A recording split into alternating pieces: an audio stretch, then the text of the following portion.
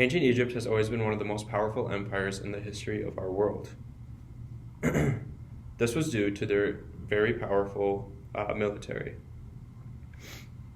Ancient Egypt's military was quote-unquote by Santuoso Journal of Military History as the transitional period in military terms of the time. Ever since I was younger, I had this portrayal of ancient Egypt as being a world of mummies and pyramids. However, throughout this class, I've learned that there's a lot more aspects to countries and empires of our time. So I decided to dive into depth about their military. Ancient Egypt's military is the reason why they were so powerful during the empirical times. Their military ideals are still present today in modern society, whether it be their technologies adapted to more modern ways or even some of their tactics. The three main points we will be looking at is their weapons, as they had quite the technological advancement for their times, as well as their alliances and ability to conquer the lands at the time. And lastly, the portrayal by outside empires, as it shows the true fear that the ancient Egyptian military struck on others. Although ancient Egypt lasted from about 3100 BC to 322 BC, they still had quite the technological advancements for this era and the time. To begin, they had chariots. Chariots were essentially the idea of a two-wheeled system that had a horse in the front that allowed the ancient Egyptians to get around the battlefield quicker. This allowed them to get from one side to the other quickly, or also to get out of a situation quickly. So it essentially served as two great ideas. It was typically made out of a hard substance, such as gold. And because of this, Berger, in his Technology in Ancient Egypt article, states, the expense of the chariot building and maintenance meant that its use was limited to the royalty and nobility. So essentially, since the pharaohs were always in battle as they had to prove themselves as gods, they were always the ones on the chariots, typically flying around the battlefield. Berger also states, at the beginning of the New Kingdom, new weapons were introduced into Egypt from Western Asia, and a period of innovative design started, during which Egyptian craftsmen perfected designs for chariots and the composite bow. This leads into my next point. Archery was also a huge advancement for the ancient Egyptian army. Obviously, archery allowed for distance fighting. You did not have to get close into hand-on-hand combat, as you could essentially not sit back, but you could stand away from the battle itself and fire arrows from a distance. This idea was adapted from Western Asia, as a lot of their advancements were, and it was described of its construction by Berger when he says, because of its construction, a laminated sandwich of wood between horn and sinew, the composite bow was more elastic and therefore had greater range and penetrating power than self-bows. This was truly an advancement for ancient Egypt, as they could even use the archery on the chariots.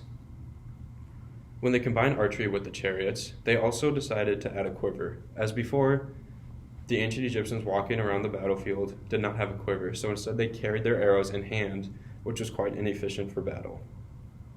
However, once they attached the quiver to the chariot, it allowed them to have the arrows by their side in storage, able to fire more arrows whenever they needed to. This technology truly helped advance Egypt, as it gave them the upper hand on the battlefield and allowed them to win a lot of battles. As much as their technology helped them in battle, they also built alliances around the world while conquering land during these times. During this empirical time, it was quite the dangerous time. The idea was essentially the more land you had, the more power you had. Egypt loved to live by this. One important alliance they made was when they joined the Assyrians to fight the Babylon Empire and Medes. This was a huge alliance, as the Assyrians were a threat to Egypt, so to make an alliance with them to help fight protected their country, as well as taking out the Babylon Empire and Medes took out other threats to Egypt as well.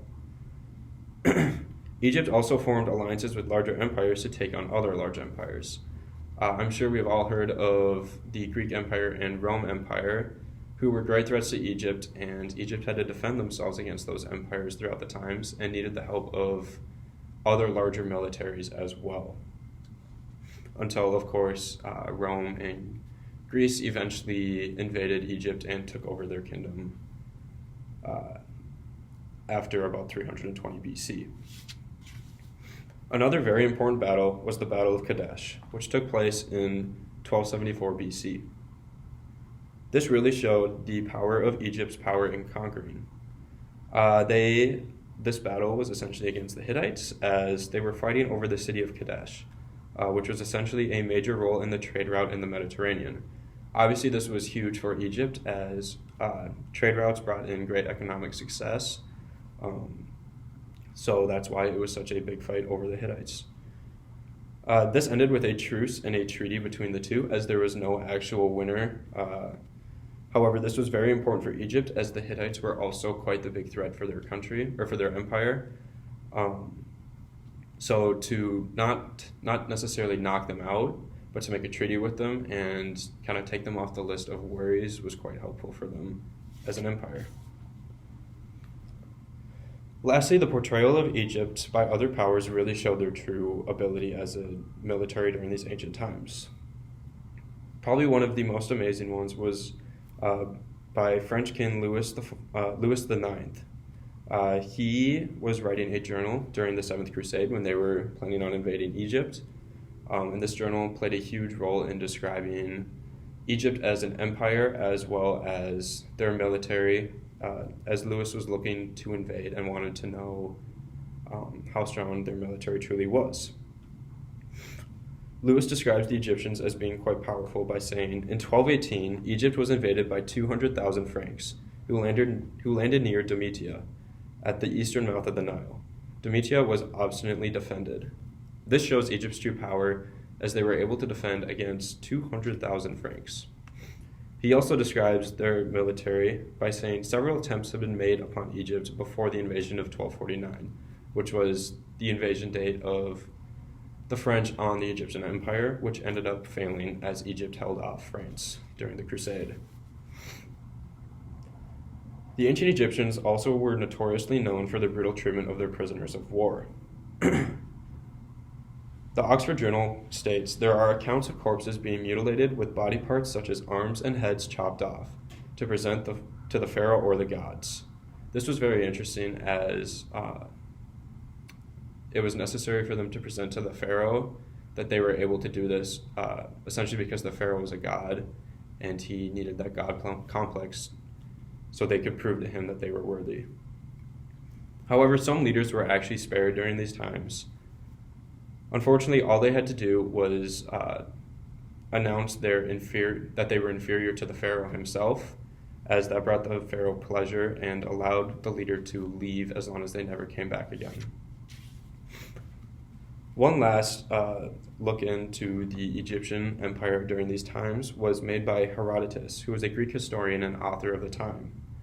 Herodotus traveled to Egypt in order to record life. He looked at the class system, the daily life, activities, and essentially everything that went on in Egypt. However, one of his most interesting observations was the description of the Egyptian army. Herodotus describes this by saying, they number when most numerous 160,000. None of them ever practices trade, but all are given wholly to war. I found this pretty interesting, as 160,000 compared to the 200,000 Franks earlier is quite the significant difference in numbers. However, the fact that they never practiced anything but warfare really shows the true power of the Egyptian army, and that they were pretty serious when it came to their military power. Overall, the ancient Egyptian military was one of the main catalysts for ancient Egypt to become a world power. The ancient Egyptian military had many different perks that made them such a powerful empire at the time, and this includes their technology, whether it was the chariot or the composite bow, which allowed them for an advantage in warfare and on the battlefield, as well as their ability to conquer and have alliances, which brought protection to their country and comfort to their people. And finally, the portrayal by major empires, which truly showed how other empires viewed in on Egypt during these times due to their military.